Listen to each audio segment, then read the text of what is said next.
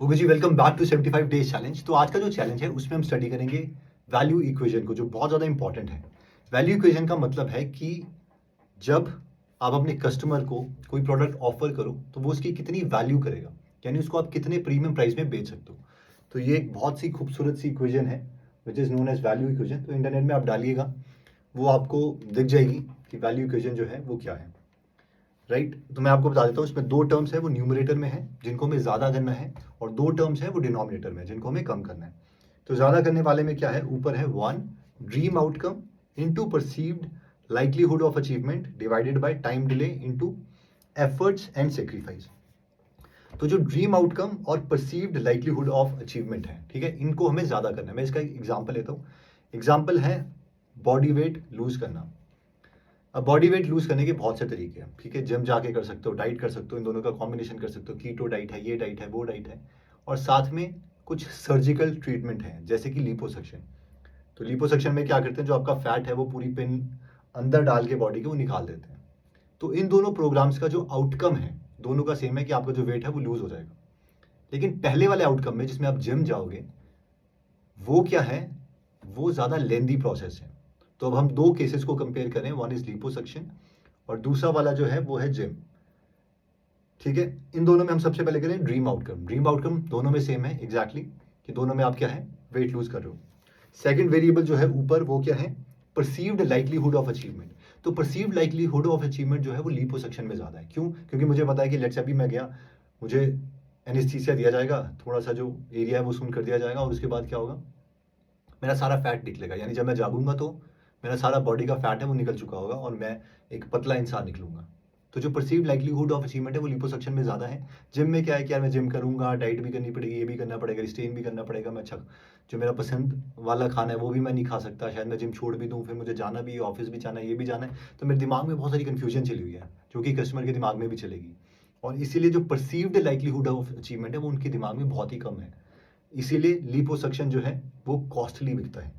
अगर मैं आपको नॉर्मल कॉस्ट बताऊं लिपोसक्शन की, 50,000 से 1.5 लाख रुपए है, ठीक है। जबकि जिम की क्या है, 1,500 रुपीज़ पर मंथ, और 10 मंथ अगर आप चले जाओ, प्रॉपर डाइट करो, तो आपका जो वेट है एग्जैक्टली आप फिट हो जाओगे, अच्छी मसल भी बनेगी। बट लोग उसके लिए उतना पे नहीं करते। तो वो 15,000 और कहाँ, 1500 इंटू 10 मैं बोल रहा हूँ, 10 महीने 15,000, और बुक है 1.5 लाख रुपए। डिनोमिनेटर में क्या है, टाइम डिले इंटू एफर्ट और सेक्रीफाइस। तो ये वाला जो फैक्टर है वो बहुत कम है लिपोसक्शन में। डिनोमिनेटर की जो चीज़ें वो कम होनी चाहिए, तो इसमें इक्वेशन वैल्यू इक्वेशन में क्या, नीचे दो है। टाइम डिले, टाइम डिले जो है वो बहुत ही ज़्यादा है इस केस में, जिम के केस में, कि मैं जिम जाऊंगा यार, टाइम इतना लग जाएगा, 10 महीने लग जाएंगे, 11 महीने मिल जाएंगे। इसलिए क्या करते हैं लड़के, कहीं स्टीरॉइड्स ले लेते हैं कि अब बस अभी करो और काम खत्म, और जिसको भी इंप्रेस करना है वो कर सकते हैं। जबकि वैसे ही अगर हम लिपोसक्शन की बात करें तो लिपोसक्शन में क्या, मैं भी सोया जागा और मेरा वेट लूज है, जबकि जिम में क्या है, बहुत ज़्यादा टाइम है। इसलिए liposuction is more attractive, that's why you can charge more amount there. Next is effort and sacrifice. तो मेरा जो एफर्ट है वो बहुत ज़्यादा है जिम में। वहाँ पे जाके मेरी मसल सोर होगी, वेट उठाना पड़ेगा, 2-2 घंटे तक पसीने बहाने पड़ेंगे। तो जो इन्जॉय करते हैं वो तो करते हैं, लेकिन जो इन्जॉय नहीं करते हैं उनके लिए जो एफर्ट है और सेक्रीफाइस है वो बहुत ज़्यादा है। तो ये आज हमने जो स्टडी करी है बहुत ज़्यादा इंपॉर्टेंट है। सबसे पहले हमने स्टडी करी थी नीच, कि छोटी मार्केट चूज करो। सेकंड हमने करा था प्रॉब्लम और सोल्यूशन।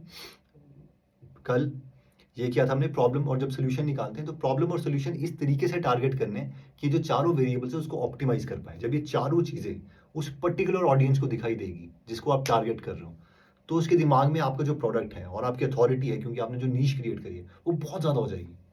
जिसकी वजह से क्या होगा कि जो हम हैं एज एन अथॉरिटी उस मार्केट में ऑपरेट कर सकते हैं और लोगों से ज़्यादा चार्ज कर सकते हैं, और जल्दी मार्केट को जो है वो कैप्चर कर सकते हैं बाकी सारे मीडियम्स के कंपैरेटिवली। तो आई होप ये जो वैल्यू इक्वेशन आपको बहुत अच्छी लगी होगी। अगर आपको और कुछ इसके बारे में जानना है तो आप मुझे कमेंट्स कर सकते हैं। बट योर चैलेंजेस कि जो भी मार्केट आप स्टडी कर रहे हो, आई एम एक्सपेक्टिंग कि ये पूरे 7-8 दिन जिसमें मार्केटिंग के बारे में बात करेंगे, आप कोई ना कोई मार्केट के बारे में होमवर्क कर रहे होंगे। उसके बारे में आप बताइए मुझे कि ये जो चार वेरिएबल्स हैं आप कैसे उसको कम करोगे। चैट जीपीटी से भी पूछ सकते हो, नॉर्मल रिसर्च भी कर सकते हो, खुद की रिसर्च भी कर सकते हो, किसी फेसबुक ग्रुप में भी जा सकते हो, कुछ भी करो, लेकिन प्लीज़ इस टास्क को कंप्लीट करो। सो आई होप ये जो चीज़ है आपके साथ बहुत कनेक्ट करी होगी। मिलते हैं कल दोबारा नेक्स्ट चैलेंज में। जय हिंद।